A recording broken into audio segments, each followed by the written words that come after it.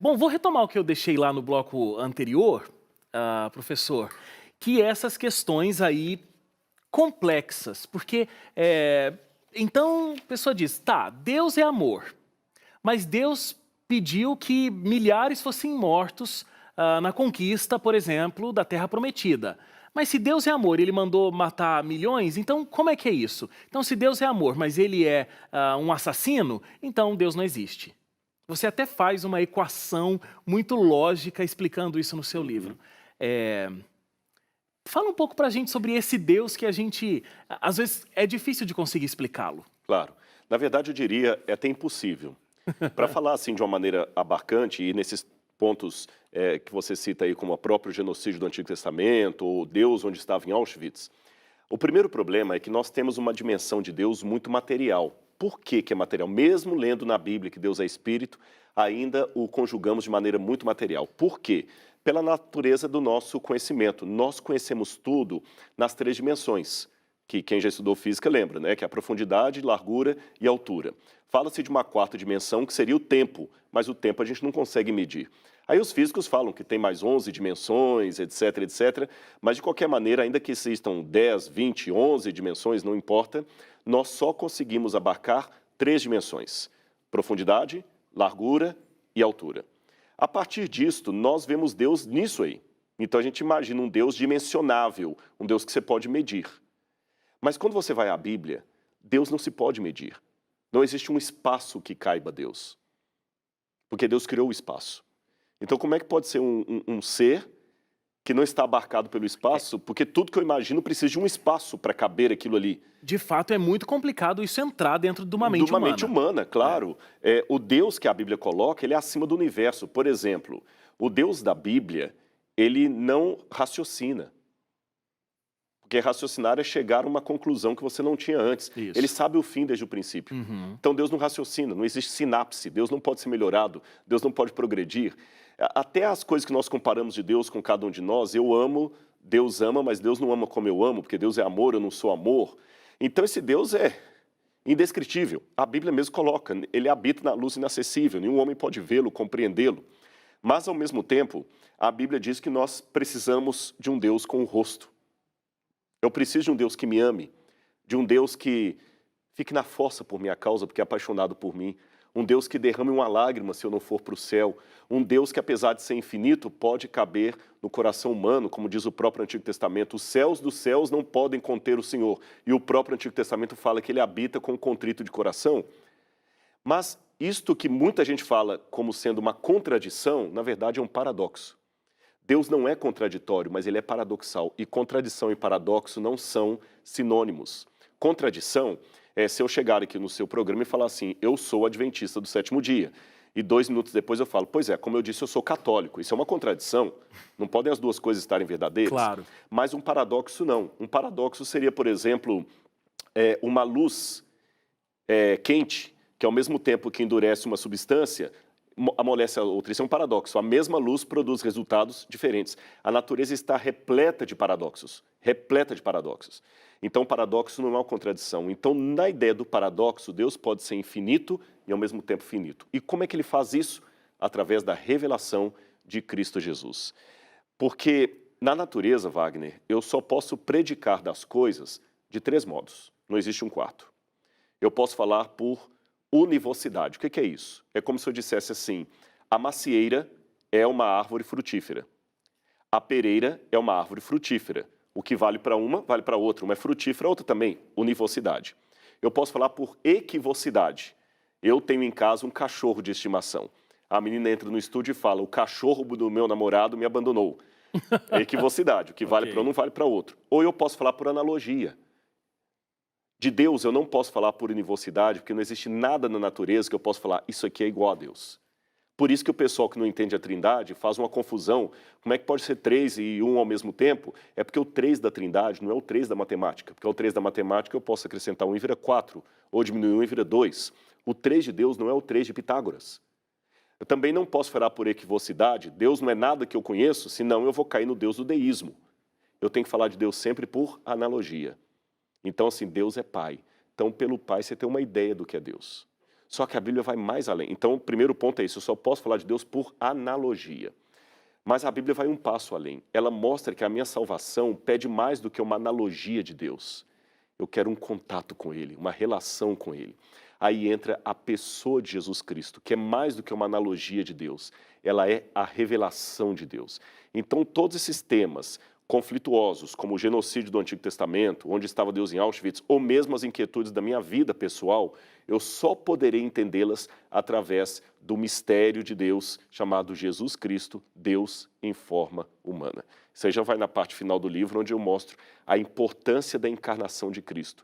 Não tem como eu entender o caráter de Deus, senão através de Cristo Jesus. E é muito interessante porque esse tipo de explicação que a gente viu o Dr. Rodrigo fazendo agora, o livro é cheio delas. Então é todo um questionamento e é toda uma argumentação muito lógica, cartesiana, de como o processo pode ser entendido e de como é entendido por você, principalmente, né? Exatamente. Porque você se coloca como alguém que acredita nisso e vai respondendo a todas essas questões. A gente tinha, no passado, um ambiente onde os cristãos eram vistos como pessoas com uma inteligência menor. Então, eu não vamos seguir essa pesquisa porque o cara é cristão, né? Então, se ele acredita em Deus, vou atrás dessa pesquisa, o material que ele produz tem credibilidade? Isso mudou? Na verdade, eu diria o seguinte, nunca mudou. O que ainda persiste é uma paródia, em parte culpa dos próprios cristãos, ou crentes mais conservadores, de parecer que o crente não presta atenção na razão dele. Em primeiro lugar, porque aqueles que são crentes e estão na academia tentam esconder a sua religiosidade, como um leproso esconderia sua lepra no tempo de Cristo para não ser rejeitado. Eu conheço muitos professores universitários em universidades públicas que são católicos, são evangélicos, mas dentro da universidade ele não abre a boca com medo da rejeição dos colegas, dos pares.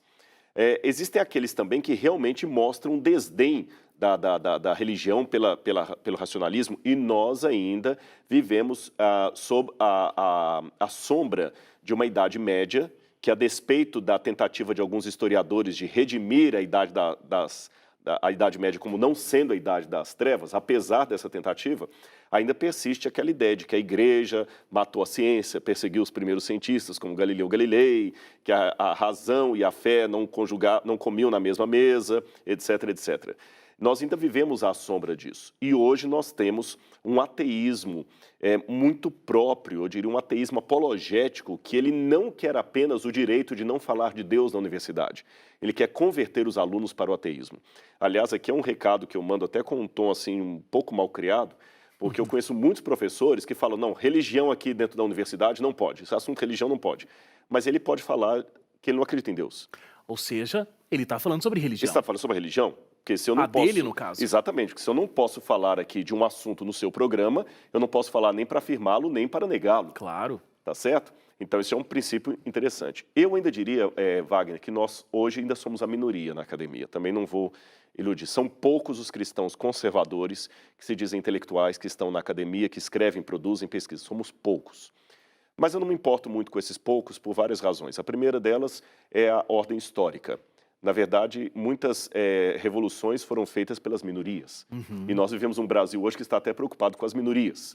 Se a minoria souber fazer, ela faz a história. Em segundo lugar, porque eu tenho uma paráfrase na Bíblia lá, que é a história de Davi. Davi era o pequenininho e conseguiu batalhar contra Golias. E em terceiro lugar, pelo que eu falei no bloco anterior, eu não estou aqui para bater em ninguém em nome de Deus, mas apenas para testemunhar e deixar as consequências com ele. Se o Deus que eu acredito é verdadeiro, o Espírito Santo vai tocar nas pessoas, não preciso me preocupar com isso. O meu papel é apenas testemunhar. Testemunhar. E é muito interessante, porque você diz que a culpa, inclusive, dessa situação toda, da visão que a academia, os acadêmicos têm de quem são os cristãos, é culpa muitas vezes dos cristãos. Claro. Né? Então, quando a gente faz um trabalho diferencial, quando a gente consegue ter um diferencial e mostrar um bom trabalho acadêmico e uma relação com a fé interessante, pode-se gerar bons frutos. Você, por exemplo, agora foi indicado a um assento vitalício na Academia de Letras e Artes do Brasil.